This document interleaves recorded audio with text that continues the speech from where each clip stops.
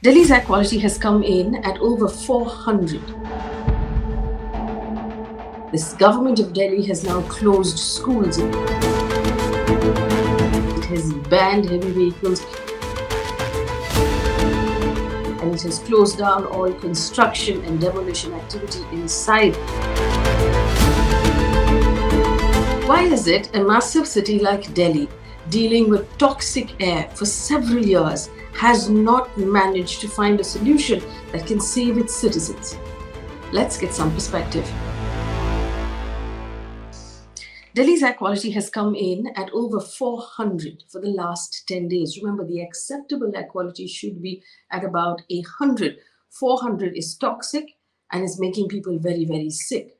This government of Delhi has now closed schools. It has banned heavy vehicles from coming into the city, and it has closed down all construction and demolition activity inside of the city. The NGT, or the National Green Tribunal, which is the highest environmental court in the country, has asked for a study on the physiological effects of Delhi's air on its people.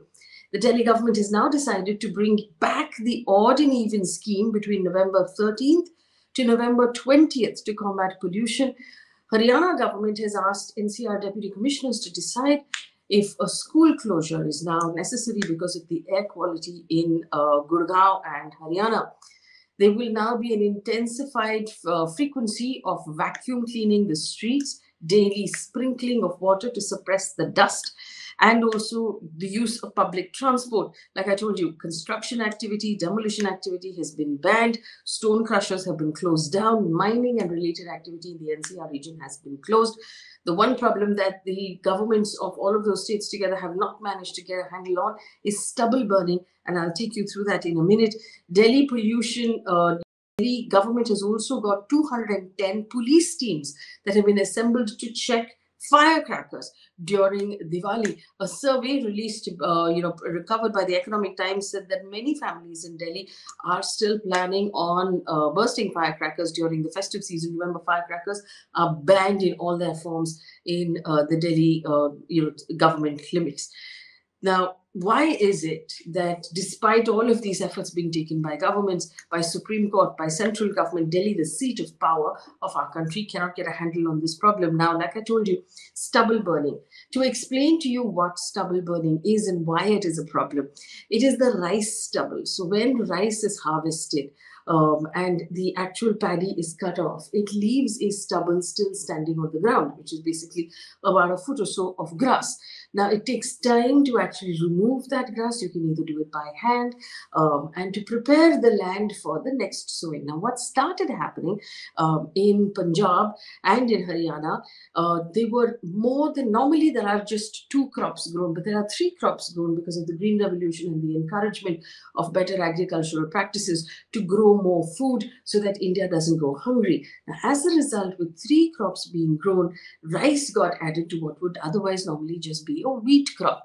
Now, rice is a water guzzling crop. It's normally only grown on the, in the Western Ghats near the beaches where there is a lot of water along India's coast. Now, in Punjab and Haryana, there's groundwater that is used, and the use of rice, the growing of paddy or rice started guzzling and removing, finishing up all of the groundwater to a very precarious point, to which the authorities back in 2009 passed a law saying the paddy crop can only be sown while the monsoon is on, which means that effectively you're using the monsoon water, not depleting the groundwater. The groundwater is being replenished by the monsoon. So because of this rule, the sowing of the paddy crop got delayed down to mid-June. And as a result, the harvest gets delayed even further. So it actually reduces the amount of time that farmers have between the paddy harvest and the sowing of the rabi crop. So they've harvested the paddy and they've got now this straw standing in their fields. They need to very quickly sow the next crop before really full winter sets in. So what do? They set the paddy on fire. In one day, it's all burnt, it's cleared, and you're ready to sow your next crop, as opposed to doing it any other way. Now, it's cheap, it's fast, it's easy, which is why most of them have been doing it. But what happens effectively is that the smoke is carried and it stays over the city of Delhi. course, the other problems are the wind direction. The wind changes at this time of the year. It's a post-monsoon northwesterly wind, and what it does is it brings the dust and the smoke from that stubble into the city of Delhi. There's also, in the winters, there's less rainfall. The wind is not really moving. So it really sort of hangs like a shroud over the city. Now, add to that the dust that's already on the roads, the dust that's caused from construction, from demolition, and from the traffic that is really heavy in Delhi. So every time a car moves, it brings up a certain amount of dust as well. Then finally, firecrackers from the festive season, the wedding season that happens to be really a big deal in Delhi at this time of the year. And those firecrackers also just add toxic, chemicals that stay in what is already a large cloud of toxic air that's formed over the city. So all of these are all the various problems that have happened. Now let's take a look at the steps the governments have taken. The Union government in 2021 set up the Commission on Air Quality Management in NCR and adjoining areas. It's called the CAQM. Now their job was, it was an overarching body to manage the air quality. So basically above all the state governments, sort of, coordinate between the state governments, because what was happening, unfortunately, was that the politics was getting in the way. The Aam Aadmi Party-led Delhi government was not able to work with the central government or with the BJP-led governments in the states around it, and that was causing a massive problem. And I must point out to you, this year, the Aam Aadmi Party runs Delhi and it runs Punjab, which means it should be able to talk to itself in these two governments, but we haven't seen that really happen. And this is something that the Delhi government, Arvind Kejriwal, has complained about a lot in the past, saying the Punjab government was not willing to work with him. That was a Congress government for the longest time, or the Haryana BJP government was not willing to work with him. But now the Punjab government should be able to work with the Delhi government, but we're not seeing those results on the ground. The central government's CAQM worked on something called a graded response action plan. Based on the level of air quality, there was a different response that would be actioned every time, which means at this point, we are at very severe, so those action points are coming in. Also, they were the stubble, to sort of combat stubble burning.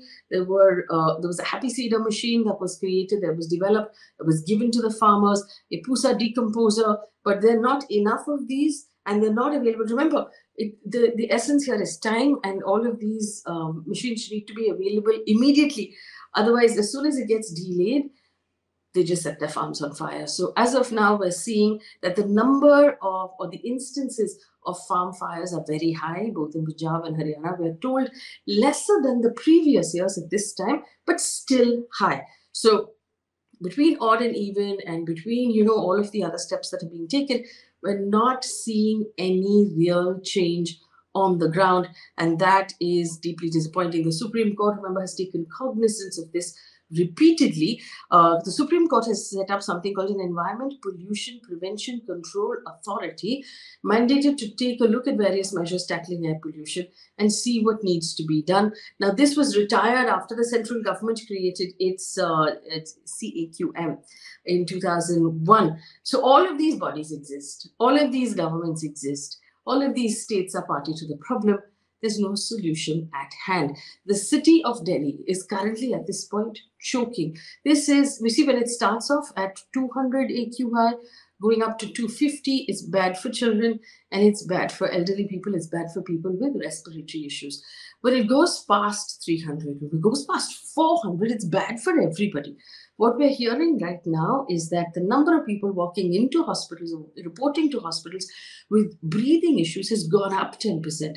A lot of people who are perfectly healthy, living in Delhi, develop issues with their respiratory system, as the winter progresses, because you're effectively breathing smoke all day. And it is deeply disappointing that this eventually becomes a problem left to families to handle. So people are locking up their doors and buying air purifiers all over the place. Again, this is only available then to the people who are rich, who can afford air purifiers. What about the poor who are barely managing to get through the day or putting food on the table? Can they really afford air purifiers? Can we afford to keep children home from school in this manner because we can't provide them with clean air? There is history, there is evidence of other cities in the past, including China and Beijing, that suffered from bad air quality and managed to get on top of the problem and solve the problem. But somehow with the politics of the city of Delhi, we're not seeing that issue being solved.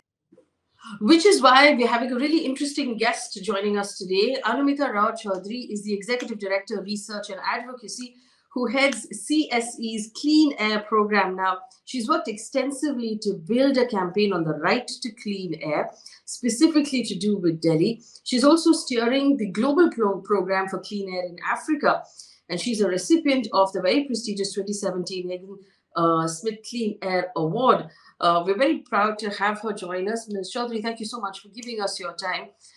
You've obviously been studying this for a very long time, and unfortunately, you're speaking to us out of Delhi. So you're also having to breathe this air right now. The obvious question that everyone's asking is why a city like Delhi, massive, globally important at this point, nationally important, seat of power, has not managed to get a handle on this situation.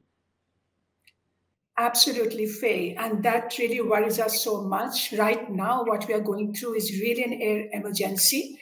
But it's something that we really need to understand, that how tough and difficult this battle is and what Delhi really needs to do. Now, what is important for us to understand, there are two ways of dealing with this, and that's something we have been able to do in a more sustained manner over a period of time. Because the kind of pollution that you are seeing today in Delhi, it requires very deep action across all sectors of pollution. Now, the first question is, has Delhi done anything at all to deal with the problem? Now, that is the interesting message that we have here. Now, if you first look at what Delhi has already done to deal with the problem. So yes, Delhi is one city that has shut down all its coal power plants. Its entire public transport, local commercial transport are on natural gas. Even the industry, the legal industrial estates have moved to natural gas. Their commercial, the old vehicles are being phased out. There's a restriction on trucks that do not have business inside the city. There is a ban on dirty fuels. In Delhi, you cannot burn coal in Delhi legally today. Now, when you look at this sum of action together, clearly no other city in India has done all of these together. Okay, and yet, now that's the message. After doing all of these, yes, on year basis, the longer term pollution curve has actually stabilized. It's not going up any further. There is a bit of a downward curve also. But here is the story and the message, that even after doing all of that, even after getting the downward curve, Delhi still requires to reduce its PM 2.5 levels by yet another 60% to be able to meet the annual average standards that we have for PM 2.5. Now, by doing what it has already done, we could get just about a quarter drop. You know, they broadly say that maybe 25 to 26% reduction. But now imagine what Delhi needs to do if it has to get another 60% reduction. Now, what are the policy gaps today? You know, that we still have not been able to address. One clearly is a transport sector. So today, when we are looking at the data, and you know, the Indian Institute of Tropical Meteorology, they give out the estimate every hour that how different sources of pollution are contributing to Delhi's pollution. Like as of today, vehicles contribution is third largest if you take all sources into account, including those coming from outside. But if you take Delhi's own local sources of pollution only, then the vehicles are more than half of that contribution. Now, clearly, the explosive numbers, so even after doing the technology advancement, but the sheer numbers of vehicles is undercutting that technology advancement. So, and Delhi has miserably failed to improve its integrated public transport system, its walking, cycling infrastructure, having restraint measures on personal usage of vehicles. So that's a big gap. The second big gap is in the waste management, because a lot of pollution is happening because of waste burning. Now, clearly, now, you know, even today, almost 30% of Delhi is outside the formal municipal collection of waste, you know, with so much of informal settlements. And a lot of waste accumulation is happening in the open that is being burned. The legacy waste in our dump sites, they catch fire, right? Now, when will Delhi ensure, in a capital city, that you are collecting 100% of the waste, you're segregating 100% of the waste, you're recycling that, and also remediating the waste that is accumulated in our dump sites? And the third big gap is the whole energy transition. Even though Delhi has notified what are the clean fuels that can be used in all sectors of Delhi, but today, large number of industrial units are there outside the legal industrial estate and in the non-conforming areas. And they are using dirty fuels. There is no clear check on emission controls, what kind of fuel that they are using. And then, of course, our poverty. When the migrant population, poor people still using their solid fuels, and the open eater is using solid fuels. So these are some of the big gaps that we still have to address. I mean, forget about what is coming from outside. So clearly what it means that every year during winter when we all cry, and shout, I mean, that's only a reminder of what is going wrong. And yet this noise dies down as soon as the winter is over, right? Yes. So, that's really interesting, because for me as a journalist, this comes up at this time of the year, every year, 10 years now. And it's prime time news, and everybody's talking about it. Everybody's demanding action. Supreme Court is taking cognizance.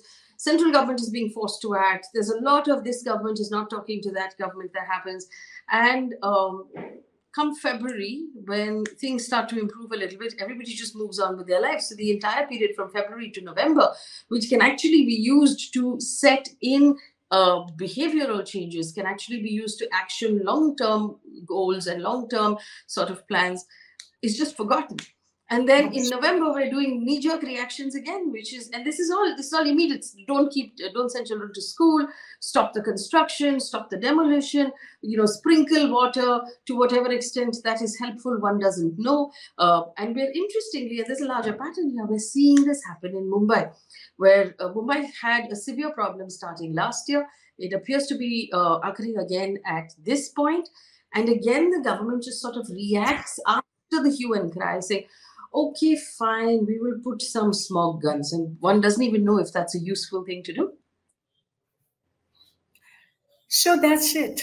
Now if I start with what has happened this winter, right? Yes. What's so dramatic that on 2nd of November, when we got into this severe condition and we looked at the data, you won't believe it, within 24 hours, the levels went down by 68%. It was so dramatic. Okay. And clearly, we know, the reason why this happens during winter is very simple. We know that the meteorological conditions change. When you have inversion, there's a calm and cool condition. There is no wind in the city to blow away the pollution. So if air is trapped, the pollution is also trapped. And that's why you see this spiral happening.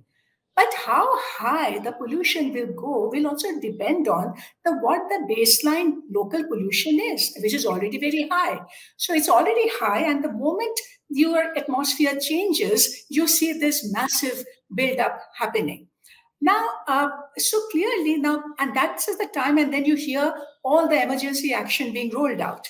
Yes, emergency action becomes necessary for the simple reason that when pollution is trapped and there is no wind to blow it away, all that you can do is to see that you're not adding more to the load.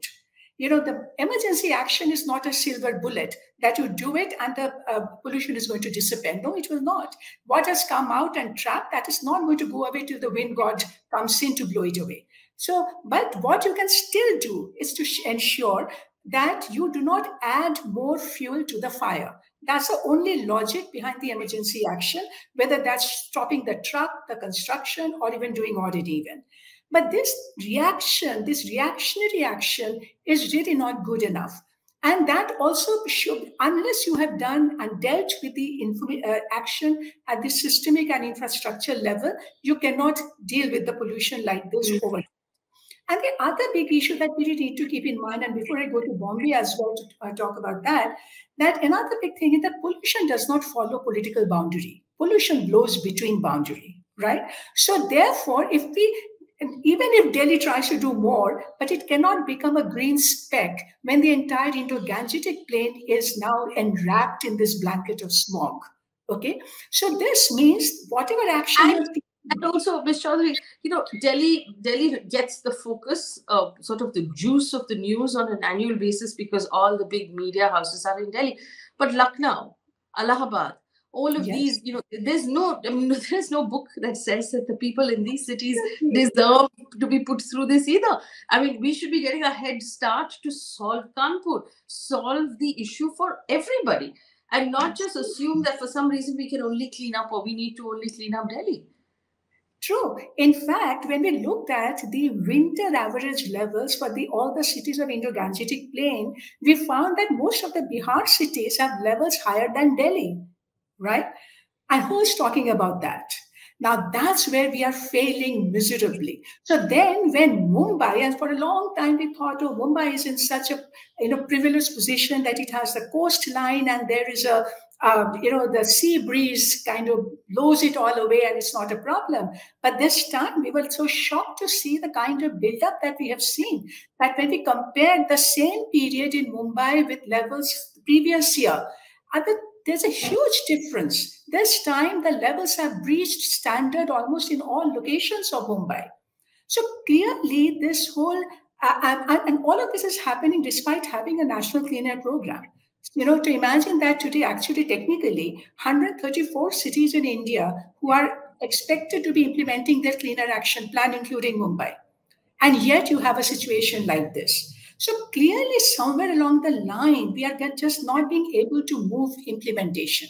So even in Delhi today, the question that we are raising, that over the last 2-3 years, we have seen directives after directives coming to the NCR governments. But where is the action taken report from the state governments? We have not seen any, right?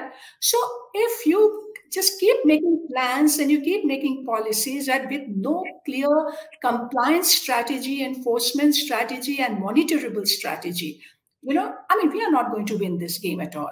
Ms. Chaudhary, talk to us about stubble burning. And why it is that in spite of the fact that we have now developed the machines as an alternative, we understand that the farmers are being given monetary assistance as well, we're not able to again stop the practice of stubble burning. Yeah, it is a challenge. Even though the numbers are showing that over the years, the fire counts are coming down, right? But of course, it's not eliminated. And clearly what we are finding that, yes, today the solutions are known, and it's good to see that there is also policy support for the solution. But you have to make the solutions accessible to each and every farmer and make it affordable also for them. How do you ensure? Because farmers have a very short window to change their crop. Okay, harvest and then sow the new crop. Now, between that, for each one of them to get easy and affordable access to the machines so that they can mulch the straw and not burn it, for that, the kind of infrastructure, panchayat level outreach that is needed, you have to ensure that. And second, all of that cannot be done only through mulching. You also now, and that's a bigger solution, you have to also create an economic incentive for the farmers, and which means if you increase the industrial use of the straw, which is happening already. In fact, our recent study in Delhi NCR shows that a lot of industry in NCR are now switching from coal to using biomass for their fuel, which is absorbing this straw from the field. Right now, and also that we are talking about co-firing in power plants with biomass, using this straw to generate electricity. Now, only thing is that yes, these are beginning to emerge, but we also need to invest adequately in storage and transportation of the straw so that farmers can reach and connect with the market also very quickly. Now, it's all the devil is in the detail of the implementation. And that's where we are not being able to get it right. If you were to actually put down at this point things that need to be done, and we've seen all of it, but if there was one thing that needs to be done in order to change the mindset with which we are approaching this problem, what would that be? As citizens, what should we demand from our governments? Clearly, again, too many action plans have already been prepared for the region. Too many. Okay, it's in all fact, I must tell you, the Supreme Court, it's come up before the Supreme Court again, and the Supreme Court has actually said, and I quote, this is Chief Justice D.Y. Chandrachud, do you think the pollution is going to end if we keep setting up committees? Is what he has asked. So obviously the Supreme Court also has demanded the setting up of committees, and we haven't seen that and, reaching any sort of conclusion. Absolutely. And so today, even the latest policy for Delhi and NCR that has come from the Air Commission, now even that has outlined very clearly for each sector, including the big cities and also the smaller towns of NCR, okay, saying very clearly what is it that you need to do in the transport sector in terms of scaling up public transport, walking, cycling, waste management for all sources of waste, for clean fuel. In fact, there is already a directive to ban coal in the industrial sector of NCR. But the question is that where then have you taken that plan to detail out, okay, then what is the scale of infrastructure? Therefore, I need to create. So how many buses do I need? How do I integrate the bus and the metro? How do I organize my feeder? Or even in the industrial sector, are all industrial units really deploying emission control systems? Are they switching from dirty fuel to natural gas? And then you realize that there are a lot of barriers to a solution which we are not addressing. Now, it's fine to say, okay, you switch to natural gas in industry. And in fact, the pipeline has also reached Sonipat, Panipat, and they can make that switch. But because today, coal is under GST and therefore the taxation load on coal is lower, and natural gas is outside GST and therefore the much higher state taxes on natural gas. So the clean fuel therefore is much more expensive than the dirty fuel. Now, therefore, if you also do not carry out the other reforms that are needed to enable implementation, then just having plans not going to help. So I think now the focus really has to be from today onwards on each state that you know your plan. But tell us, how have you planned the infrastructure build-up? Have you tied up your finances for that? Where is the allocation? And then report on how are you actually rolling out that infrastructure so that by next winter, I've got so many buses and integrated and so forth. That's where we need to be. And the final thing I would still say, there is today one good thing is that there's a lot of awareness regarding the problem. Today, all of us are, screaming. Air pollution has become a dinner table conversation in Delhi today. Okay. Yes. But we have not been able to build adequate awareness and support for the solutions. Understanding of the solution is still very weak. So this whole energy that is built up around public awareness, it doesn't know how to direct the conversation to a solution and build support for the solution. I think that's where we now have to work a lot more. And the only thing that I would put in there as a citizen is that if there is a learning from Delhi and from Mumbai, is that we need to start working on our next line cities now. So we need to start working on all of our state capitals, on all of the secondary state capitals, the ones that come in after that, and start bringing in public transport, start encouraging people to cycle more, start building those ramps, start making bus travel more comfortable. If you're building a metro, and the governments are building metros in almost all states at this point, it needs to be when someone gets off the metro to get from that metro station to their home, there has to be feeder transport. So comfortable buses, comfortable, say, rickshaws if you have to. A lot of times women do not take those transport because that last mile is too uncomfortable, or it's unsafe, or it's unsavory for whatever reason. It's too dark, it's not lit properly. All of these things need to be, the cities have to be planned better. We need to get on top of those solutions before we have 200 Delhis and no solutions at all, because obviously as the problem progresses, it becomes more and more difficult to change behavior. Garbage collection and management is a massive problem across our country. And if we now drive through the villages, we will see garbage is a massive problem in our villages as well. You'll see ditches and you'll see spaces strewn with plastic because there's just no education that's going in as to why this is a problem and why this could kill us all. And that's really an issue that we should be grappling with as well. I want to thank Ms. Chowdhury for spending time with us and helping us understand this better. Hopefully, for whatever reason, we don't have to discuss it under these circumstances again next year. And our governments realize that they have this whole gap of the summer months and the monsoon months that they can use to prevent pollution in the winter. In the meantime, Here are all the solutions that we've talked about. Hopefully, our governments can actually talk to each other and get something done. For our audience, remember, if you're here on YouTube, like, share, subscribe to our shows.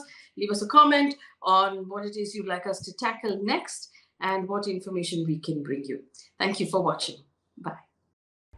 For more news and updates, download the Beetroot News app from the App Store and the Play Store.